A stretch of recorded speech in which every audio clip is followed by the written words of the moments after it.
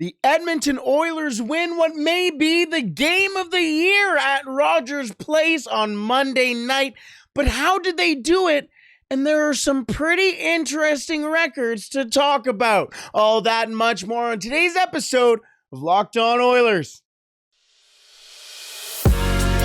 You're Locked On Oilers, your daily podcast on the Edmonton Oilers. Part of the Locked On Podcast Network, your team every day.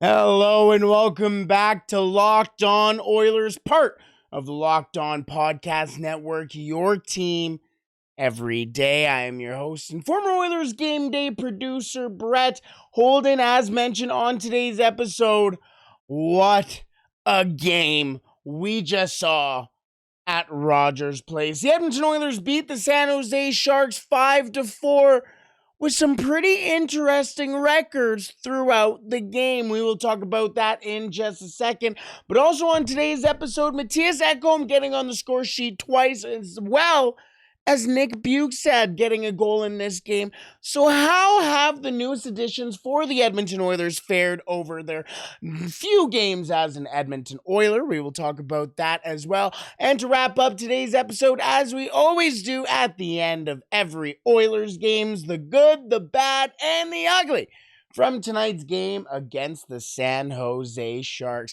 All that and much more on today's episode of Locked On Oilers. Thank you for making Locked On Oilers your first listen every day. We are free and available wherever you find your podcast. Alrighty, let's just get right into it. Could this have been the game of the year? Very, very strong candidate. Certainly the best overtime we have seen in the NHL, but back and forth, 13 total goals in this game, but only 9 of them counted. Yes, 4 goals were called back in this game, 3 for the San Jose Sharks, including the opening goal of the game, and 1 for the Edmonton Oilers. Shockingly, it was a Zach Hyman goal, shockingly. But either way, 5-4 for the Oilers in overtime. Darnell Nurse getting the game-winning goal. That is his 4th overtime winner in his career, making it an Edmonton Oilers record for the most overtime goals scored by a defenseman with 4. And that is pretty impressive considering that's also an organization that had Paul Coffey. Yeah, not too bad. But the important thing in this game, there are a couple things to get into in this game. We'll talk about offensively first, and then we'll get into the defensive issues. But a couple of big things in this game as well. Mattias Ekholm also getting 2 goals in this game, meaning the Edmonton Oilers have had 3 different defensemen score at least 2 goals in a single game. That is the first time that has happened since 2005-2006.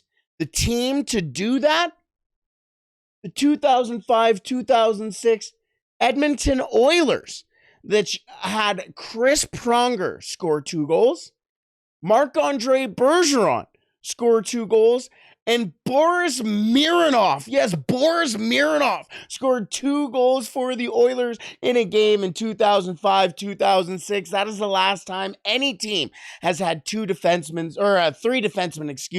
score at least 2 goals in one game. Bjugstad also getting a goal in this one. We will talk about both Ekholm and Bjugstad later on, but having both of the new additions getting on the score sheet in the same game, in a game that the Edmonton Oilers, A, needed to win, B, should have won, but C, needed to get the win after being in such a bad position, means the Oilers brought in the right players. Kailer Yamamoto getting his 10th goal of the year as well, and he's been really working on his hand-eye coordination throughout the rest of the season, or throughout this season, which actually led up to this goal for Kailer Yamamoto. A big tip out in front for him ended up really causing issues for James Reimer. I think his glove ended up in some place. I think that was almost sacrilege for Reimer to look that stupid in the net. But either way, Kailer Yamamoto getting his 10th goal of the year. And he was that last kind of player that we were looking at just last week from the bottom 6, or the quote-unquote bottom 6, that needed to get at least 10 goals. The Edmonton Oilers have him, Warren Fogle, Nick Bjugstad. We can go down the list, Ekholm, Costin, Derek Ryan. All of those players have at least 10 goals for the Edmonton Oilers this year. That is secondary scoring. Leon Draisaitl and Connor McDavid not getting on the goal sheet, or not getting on the score sheet with the goal, I should say, but they did get 2 assists each in this one. Connor McDavid bringing his point total up to 136. 136. I am almost sick just saying that. And Leon Draisaitl, not that far, well, pretty far, but not that far behind him with 106 now on the year. And Ryan Nugent-Hopkins, not to be forgotten in this one, 55 assists on the year after he too got 2 assists in this one. Unfortunately for Zach Hyman, the only one of those 3 not to join the parade on that, as he got a goal called back. Shocker, he never gets a goal called back. But Jack Campbell, I want to say, I think he had a good game. Not the best game, not a fantastic game, but I will be the first one to bite the bullet and say he had a good game. That scoreline doesn't reflect the type of game that Jack Campbell had. That scoreline, however, reflects the way the Edmonton Oilers played in their own end, and Mattias Ekholm echoed that same sentiment in his post-game interview tonight, saying that he didn't think the Oilers played the best in their own end, didn't think the Oilers played their best game, but they did stick it out and get the win. That is the important part. But we will get to this whole playing this whole game type situation and who the opposition really was, but the Edmonton Oilers need to do better in their own end, and it unfortunately gets on the shoulders, or comes on the shoulders of Jack Campbell. 28 saves on 32 shots. He had a very, very solid game, made some massive saves down the stretch. That Steven Lorentz goal that he batted out of thin air, not his fault. There are a couple of them. What was that? A one-timer goal for one of the Erik Karlsson goals. Yes, one of the Erik Karlsson goals. Wouldn't blame Jack Campbell on one of those either.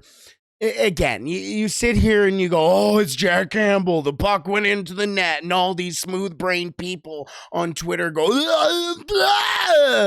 stupid. It's just utter stupidity. It's people who like to be Twitter pundits than rather actually watch the game or apply any sort of constructive criticism in any sort of way. They just want to have the top comment and have somebody else agree with them. So Jack Campbell had a very solid outing for the Edmonton Oilers, had a good game, and I think that scoreline doesn't flatter the game that Campbell had. Either way, the Edmonton Oilers improved to 40-23 and 8 on the year, and they have the Arizona Coyotes coming into town next for an 8:30. Yes, it's a late 8:30 puck drop at Rogers Place. A little Wednesday night hockey for you flavor. Either way, the Edmonton Oilers couldn't have pulled this game off without their newest players in Nick Bjugstad and Mattias Ekholm. But what have those two players brought to this lineup exactly?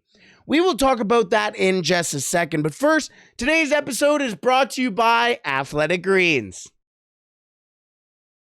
Today's episode is brought to you by a product I use literally every day. That is AG1 by Athletic Greens. Maybe you're like me and want to be healthy and eat well, but it's a lot easier said than done. It's no longer the case with AG1, however. With one delicious scoop of AG1 in a glass of water each day, you're absorbing 75 high-quality vitamins, minerals, whole food source superfoods, probiotics, and adaptogens to help you start your day right. This special blend of ingredients helps support your gut health, your nervous system, your immune system, your energy, recovery, focus, aging, all of the things.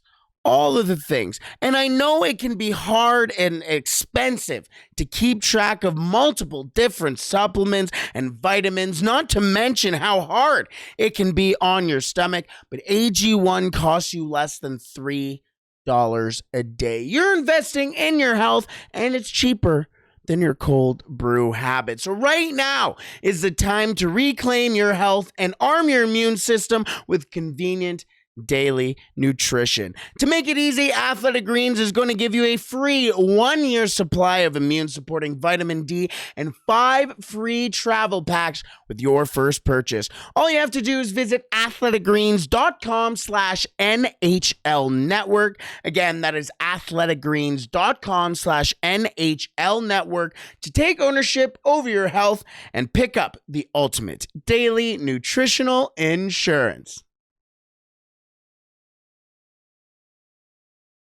Alrighty, let's get into the new additions for the Edmonton Oilers in Mattias Ekholm and Nick Bjugstad. As mentioned in tonight's game against the San Jose Sharks, a goal for Nick Bjugstad, getting the scoring started for the Oilers on Monday night, and Mattias Ekholm getting the game-tying goal for the Oilers, and also chipping in with another goal in this game. As mentioned, he becomes the third Edmonton Oilers defenseman to score 2 goals this season, the Edmonton Oilers becoming the first team since 2005-2006 to do such a thing. As mentioned, that was the Oilers back in 05-06 with Pronger, Mironov, and Bergeron. But with some of those defensemen, I mean, Chris Pronger's Chris Pronger, but what Mattias Ekholm has brought to the Edmonton Oilers has been much more than what those guys, other than Chris Pronger, brought to the Edmonton Oilers, but very, very, very important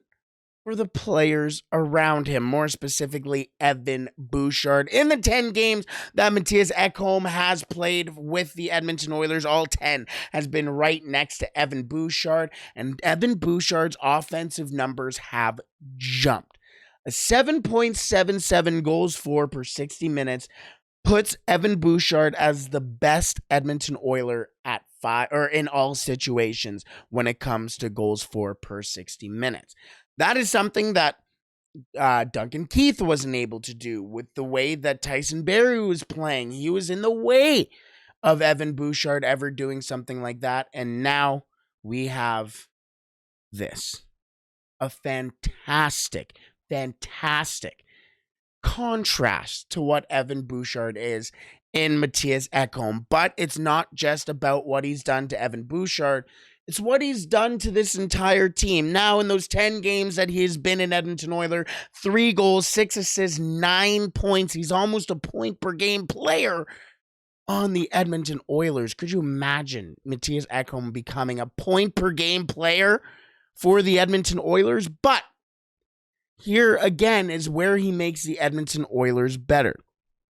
His GSVA, which is that stat that we've been talking about with the Athletics player cards that they've been posting throughout the year.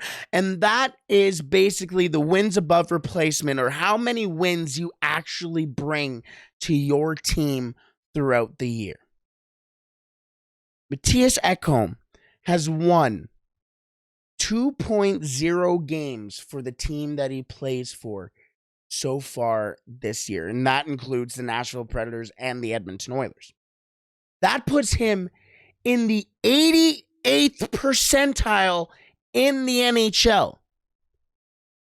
There are only 12% of NHL players who are more valuable and have won more games for their team than Mattias Ekholm this year. But it doesn't stop there. His goals for per 60 minutes since joining the Edmonton Oilers at 5-on-5 sits at a 6.07, which is first on the Edmonton Oilers. His goals against per 60 minutes at 5-on-5 sits at a 1.87, second on the Edmonton Oilers, behind none other than Devin Shore. But again, it doesn't stop there. His goals for per 60 minutes in all situations sits at a 6.54, which would be good for fifth on the Edmonton Oilers, behind Evan Bjugstad, Ryan Nugent-Hopkins, Connor McDavid, and Leon Draisaitl. That is impressive. That is something that Tyson Barrie was not able to do for the Edmonton Oilers. And nothing against Tyson Barrie. Literally the least amount of shade towards Tyson Barrie. But Mattias Ekholm has been, and probably is right now, the Edmonton Oilers' number 1 defenseman. But he wasn't the only acquisition the Edmonton Oilers brought in during the trade deadline period. Let's be real. It wasn't trade deadline day. It was trade deadline week. But Nick Bjugstad also became an Edmonton Oiler, and in his 8 games as an Edmonton Oiler, 3 goals, 1 assist, 4 points. Now, it doesn't sound very impressive off the top. This year, Nick Bjugstad has 16 goals, which is more than Jonathan Huberdeau. I'm sorry, Flames fans. I don't mean to let you catch a stray. Actually, I'm kidding. It's Battle of Alberta. You have to. But his goals against per 60 minutes, so defensively, since joining the Edmonton Oilers, sits at a 2.47 in all situations, which is 3rd best on the Edmonton Oilers. His goals against per 60 minutes at 5-on-5 sits at a 2.3, which is 4th best on the Edmonton Oilers. His face-off wins, which you may remember in his first game as an Edmonton Oiler, he went 10 for 10 in the face-off dot, making or creating, recording an Edmonton Oilers record at the face-off dot, going a full 10-0 at the face-off dot. Now, his face-off wins sits with 41, 3rd on the Edmonton Oilers, only behind Connor McDavid and Leon Draisaitl, will take insane amount of face-offs. But that's not the impressive thing. His face-off differential, so how many face-offs he wins compared to how many he loses, sits tops on the Edmonton Oilers with plus 12.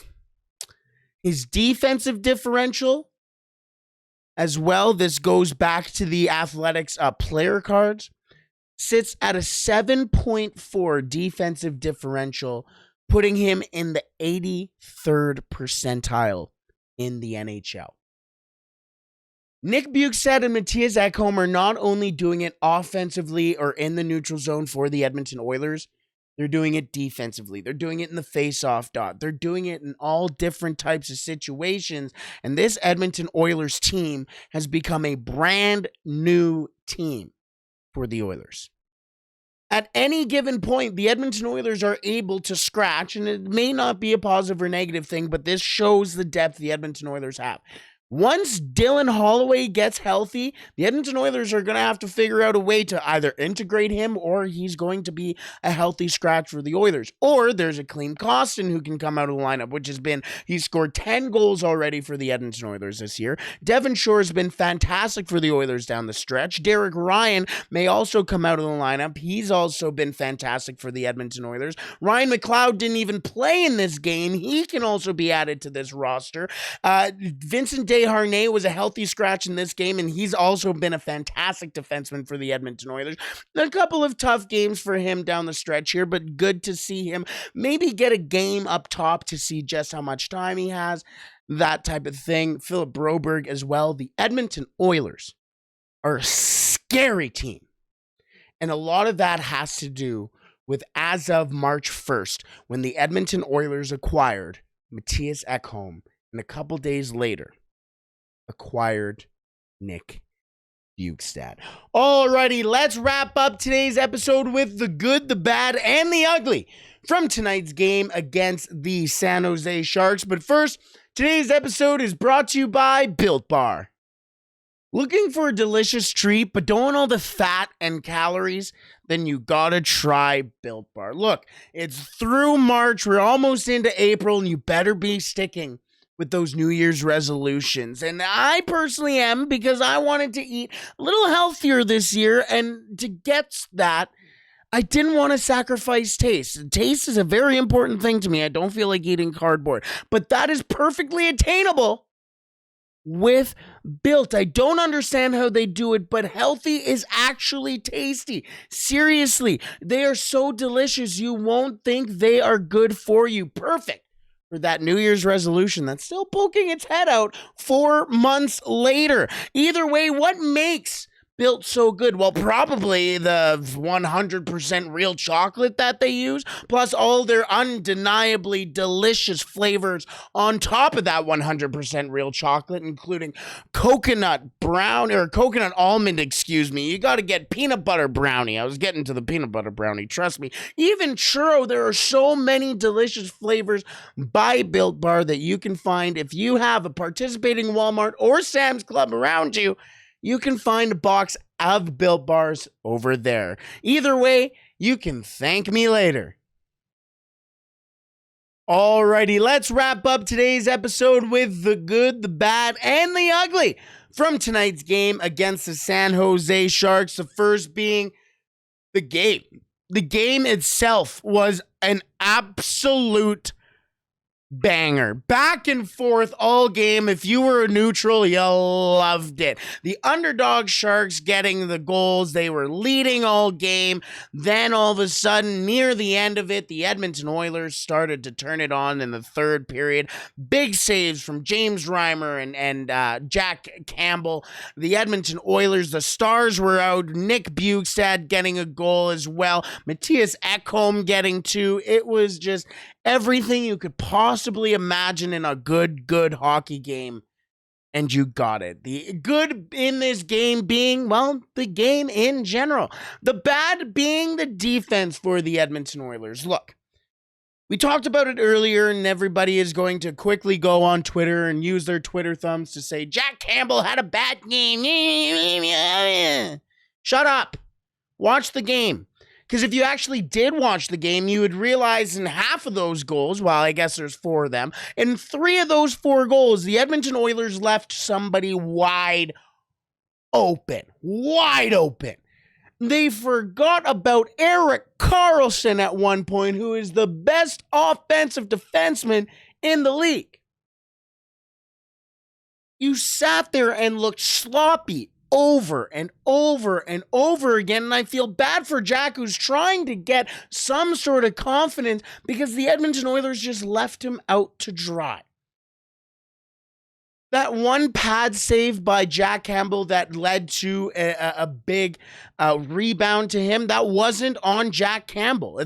Everybody's going to go, oh, look at that ugly rebound, blah, blah, blah. First of all, you clearly haven't played goaltender or been in a position that has been anywhere near a goaltending situation. Because you need to realize that what Jack Campbell did there was actually nearly perfect. It's called foot positioning or whatever it may be.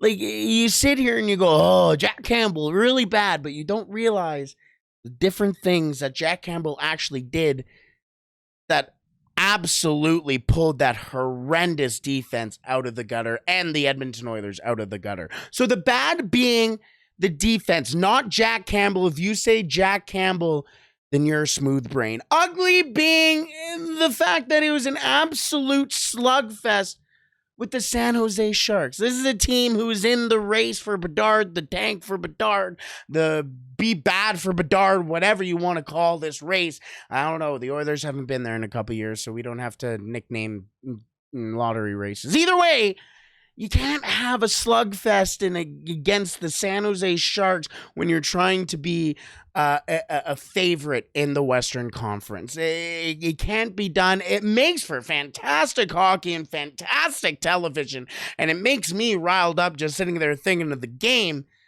And imagine the amount of neutrals who had no stake in this game whatsoever watching that game. It was a great game. But for the Edmonton Oilers and to be able to take a step back and say the Edmonton Oilers need points, blah, blah, blah, blah, blah, especially after the Los Angeles Kings scored 8 goals against the Flames. But you can't have a slugfest against the San Jose Sharks. So the good, the bad, and the ugly from tonight's game against the San Jose Sharks. The good being the game, as it was probably game of the year. The bad being the defense. It wasn't Jack Campbell. The defense was horrendous in front of him. And the ugly being an absolute slugfest against San Jose. You could almost say the ugly being the game too, because it wasn't pretty. Either way, let's wrap up today's episode on that note. A massive win for the Edmonton Oilers as they win their 40th game of the year, and they look to improve on that win record or win streak even as the Arizona Coyotes come into town on Wednesday night. 8:30 puck drop at Rogers Place. That one should be a banger as well. Either way, until then, hopefully after this absolute banger of a game in itself, you can all absolutely blast La Bamba, baby.